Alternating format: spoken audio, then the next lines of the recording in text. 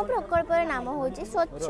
सबुज स्वच्छल अर्थात clean green profit. यही प्रकल्प मोर मुख्य उद्देश्य हूँ से क्षुद्र चाषी मानी जे मैंने कि कम खर्च में अधिक उत्पादन चाहती ताहा बेसी परिश्रम न करी आम साधारणतः जानू जे आम चाष कार्य कौट हुए माटी हुए माटी आमको बड़ जगह दरकार माटी दरकार सार खत विहन पुणी कीटनाशक बहुत सारा परिश्रम पुणी बहुत सारा खर्च दरकार किंतु कौन गोटे गरीब चाषी सबको एफोर्ड कर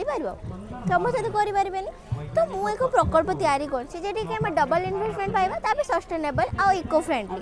तो जे घर नवीकरण अयोग्य व्यवहार न कर वस्तु गुड़िक पुनः व्यवहार कर आम प्रकल्प टी प्रस्तुत कर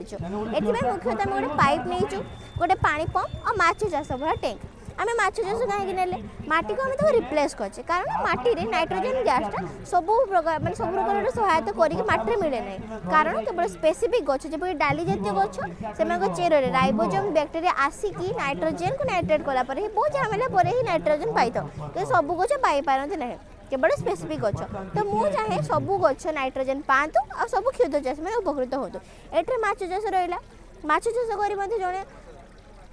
जड़े हूँ रोजगार क्षम हो पार तो माछ जो मल को निष्कासित कै से मल रही नाइट्रोजन बेस परिमाण बहुत अधिका नाइट्रोजन से द्रवीभूत होकर रही है सब फस्फोरस कैल्शियम पोटासियम विभिन्न प्रकार भिटामिन ए रही है यही सब भिटामिन गुड़िक जेहेतु जल में द्रवीभूत होकर रोचे से द्रवीभूत जल पानी में मिसिक रहा तो से